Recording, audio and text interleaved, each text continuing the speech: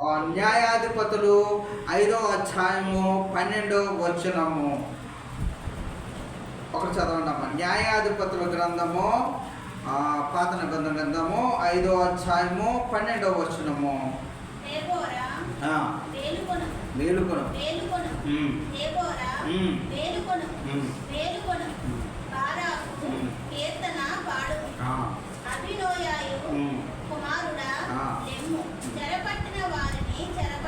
చాలండి. వాక్యం ఇచ్చిన దేవా స్తోత్రములు. వాక్యము దీవించమని అడుగుతున్నాం తండ్రి. ఆమేన్. దెబోరా మేలుకొనుము మేలుకొనుము అని ప్రభు చెప్తూ ఉన్నాడు. దేవాతి దేవుడు అలాగే మేలుకో మేలుకో అని చెప్తూ ఉన్నాడు. అలాగే నిన్ను నన్ను మేలుకో మేలుకో అని నేను చెప్తూ ఉన్నాడు. ఏ పరిస్థితుల్లో దెబోరాని మేలుకొనమన్నాడో మనము ఒకసారి పరిశీలన చేసుకున్నట్లయితే, దెబోరా అయితే ఇజ్రాయేలీలందరూ కూడా అయితే సిసోరా అనే యూబీ అనే రాజుగారి చేతిలో చిక్కబడి ఉన్నారు. అనగా వారు చిక్కబడి ఉన్నారనగా వారు స్వయముగా స్వతంత్రముగా పరిపాలన చేయటం లేదు ఇజ్రాయేల్. ఇప్పుడు మనకి ఇంకా అర్థం కావాలంటే, మన దేశం మీద వేరే వాళ్ళు పరిపాలన చేశారనుకోండి, ఆ విధముగా అన్నమాట. వారు కూడా మనము పరిపాలించుకుంటే ఎలా స్వతంత్రం ఉన్నట్టు అలా వారు ఇజ్రాయేల్ ప్రజలు వేరే రాజు పరిపాలన చేస్తున్నాడు, అన్యుడైన రాజు పరిపాలన చేస్తున్నాడు. ఎందుకనగా దేవుడు వారు చేస్తున్న పనులను బట్టి అన్యరాజుకి యూబీ చేతికి అప్పచెప్పాడు అనమాట అండి. ఆ రాజు పరిపాలన చేస్తున్నాడు. సరే, అయితే ఈ విధముగా కొనసాగుతున్న సమయంలో ఈ ఇజ్రాయేలీలు ఏం చేస్తున్నారంటే, ఇజ్రాయేలీలు ఇక వేరే ఆలోచన చేయటం లేదు. వేరే ఆలోచన అనగా ఈ పాపాన్ని వదిలి మన దేశాన్ని మనము స్వతంత్రించుకోవాలి, ఎలాగైనా సరే ఆ రాజు నుంచి మనమే పరిపాలన చేసుకోవాలి అనే ఆలోచన రావట్లేదు. చూడండి, దెబోరా ఉన్న సమయంలో ఏ సమయంలో మేలుకోమని చెప్తున్నాడో అనేది నేను క్లుప్తంగా చెప్తూ ఉన్నాను. అయితే వారు కనీసము ఎదిరించడానికి ఒక బల్లెము కానీ, ఒక ఈటె కానీ, ఒక కేడెము కానీ ఏది కూడా తయారు చేసుకోవట్లేదు. అనగా వారికి ఒక బలహీనమైన ఆలోచన, శక్తిహీనమైన ఆలోచన, వారు అలవాటు పడిపోయారనమాట. మేము ఇంకా వారిని ఎదిరించలేము అని ఆలోచనలో వారు కొనసాగుతూ ఉన్నారు. 1 కాదు 2 కాదు 20 సంవత్సరాలు కొనసాగించారు. 20 సంవత్సరాలు అలవాటు పడిపోయి చూసారా, ఒక పని ఏదైతే అలవాటు చేసుకుంటామో అదే కంటిన్యూగా అవుతూ ఉంటుంది. ఇక్కడ సామెతల గ్రంథం సొలొమోను గారు చెప్తూ ఉంటాడు, మనసులో దుఃఖం ఉన్నా సరే నవ్వుని పెదం మీద చిరునవ్వుగా అలవాటు చేసుకున్నట్లయితే అదే ఒక వ్యసనము కింద అవుతూ ఉంటుంది. ఇది గొప్ప వ్యసనం. వాడు ఎప్పుడు కూడా దుఃఖంలో కూడా సంతోషాన్ని వెతుక్కుంటూ ఉంటాడు. వీరు చూడండి ఏ విధముగా వారి యొక్క సామ్రాజ్యం, వారి యొక్క రాజ్యం వారి పరిపాలన చేయాలి. కానీ వారు శక్తిహీనముగా వారు 1 కాదు 2 కాదండి, ఎంతమంది అంటే 40 మందికి కూడా ఇటువంటి ఆలోచన కనిపించలేదు. ఈ వచనం అంతా కూడా ఇక్కడ చూడండి, న్యాయాధిపతులు 5:7 వచనములో ఉంటుందండి. నేను చెప్పిన వచనం అంతా కూడా ఇజ్రాయేలీల అధిపతులు కూడా లేకపోయిరి. ఇజ్రాయేలీలో అధిపతులు కూడా లేకపోయిరి అనగా ఆ సమయంలో దెబోరాని దేవుడు వాడుకున్నాడు. ఒక్కొక్క సమయంలో ఒక్కొక్కరిని వాడుకుంటూ ఉంటారు. కానీ అనేక ప్రవక్తను వాడుకుంటారు. ఇక్కడ పురుషులను వాడుకున్న సందర్భాలు అనేక మంది ఉన్నవి. కానీ ఇక్కడ ఒక స్త్రీని వాడుకున్నారు. దెబోరా ఆమెను ప్రవక్తగా వాడుకున్నారు, మరలా న్యాయాధిపతిగా కింద కూడా వాడుకున్నారు. ఈ రోజున మనమందరము కూడా ఏ పరిస్థితుల్లో ఉన్నామో మనము ఒకసారి పరిశీలన చేసుకొని మనకు రావాల్సినవన్నీ కూడా రాకుండా ఇదే మనము ప్రయాణము కింద అలవాటు చేసుకున్నట్లయితే దెబోరాని ఎలా మేలుకొనుకున్నాడు. ఈ రాత్రి వేళ సమయంలో దేవాది దేవుడు నిన్ను నన్ను మేలుకొల్పే భాగ్యము అనుగ్రహించును గాక. ఆమేన్.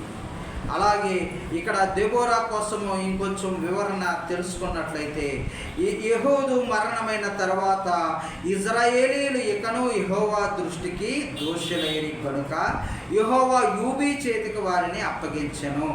అతని సేనాధిపతి సిసేరా. ఇక్కడ చూడండి, ఆ వారు అప్పచెప్పారు కదా యూబీ రాజుకి అని చెప్పాను కదండి. ఆయన దగ్గర పనిచేసే సేనాధిపతి అనగా సైన్యాధ్యక్షుడు.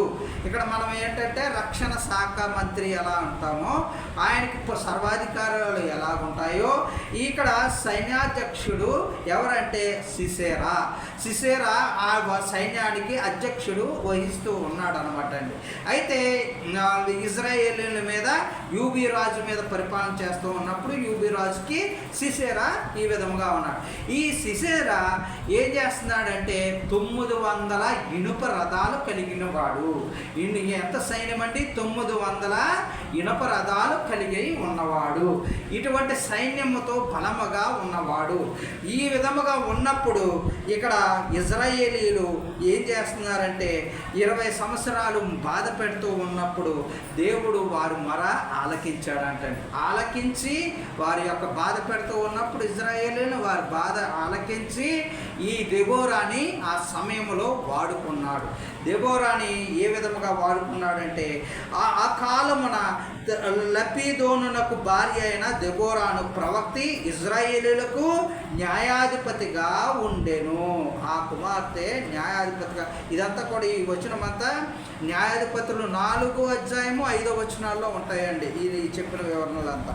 అయితే ప్రవక్తగా ఉంటుంది. అయితే ఆమె ఎక్కడ నివాసము ఎక్కడ తరచుగా ఉంటూ ఉందంటే, ఆమె ఎఫ్రాయిమీయుల మన్యమందలి రామాకును బేతేలుకును మధ్యన దెబోరా.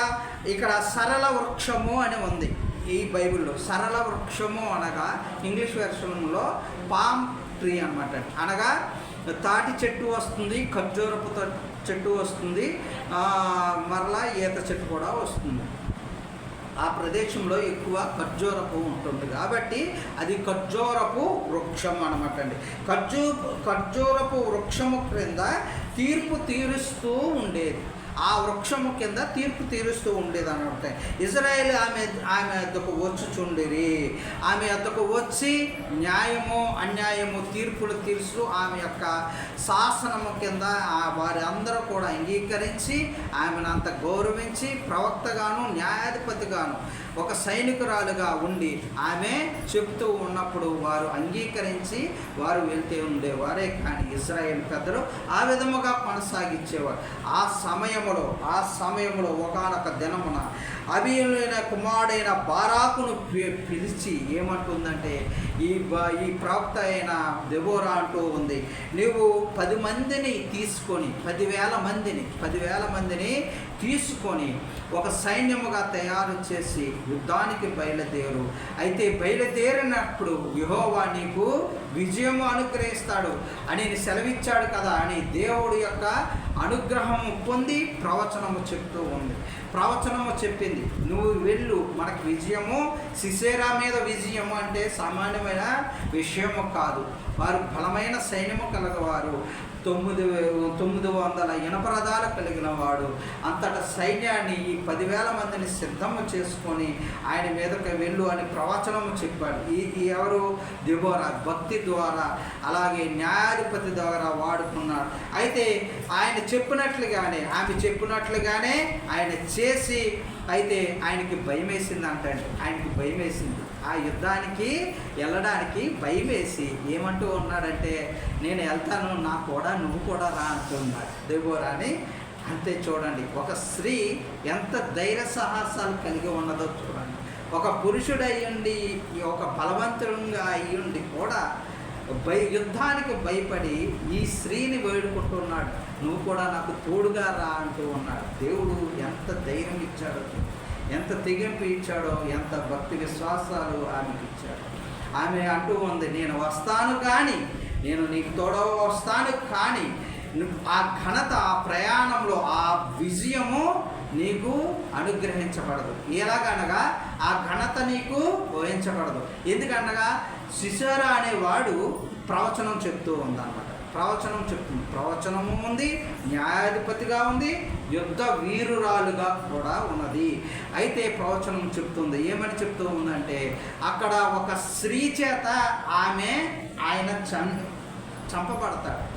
ఒక స్త్రీ చేత చంపబడతాడు కానీ నీ చేత చంపబడడు. ఆ సిసేరా అనే సైన్యాధ్యక్షుడు అని ప్రవచనం చెప్తున్నాడు. ఇక్కడ దాన్ని బట్టే ఆయన ప్రవక్త అని ఇక్కడ సంబోధిస్తూ ఉన్నారు. అయితే యుద్ధానికి బయలుదేరినప్పుడు ఆమె చెప్పినట్లుగానే ఆ సిసేరా పరిగెట్టుకొని అందరూ కూడా హతమైపోతే ఎక్కడో దాపం, ఒక గుడారంలో దాపం. ఒక స్త్రీ ఏవేలు స్త్రీ యావేలు స్త్రీ ఏమని చెప్తూ ఉందంటే ఆ గుడారంలో సమీపింపగా ఆశ్రమం ఇచ్చి ఆ స్త్రీ ఆ గుడారం యొక్క మేకుని తీసి ఆ సిసేరాని తలకి గుచ్చి చంపేసినట్లుగా చూస్తూ ఉన్నాం.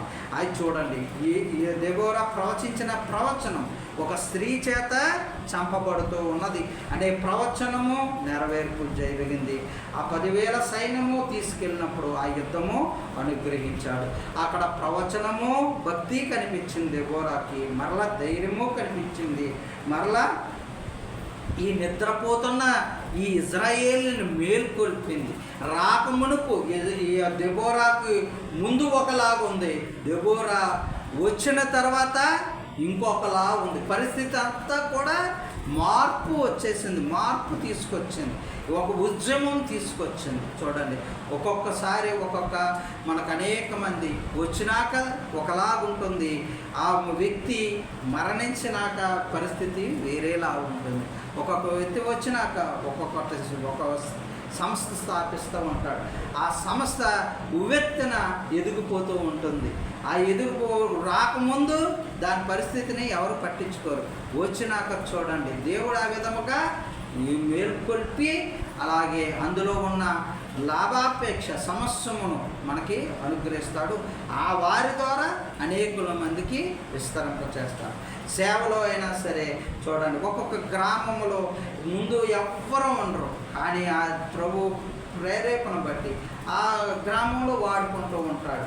అలాగే ఆయన రాకముందు ఎవ్వరూ ఉండరు, కానీ వచ్చినాక అనేక మంది విస్తారమైన జనం ఆత్మను రక్షించే కృపావరాలు దయచేస్తారు.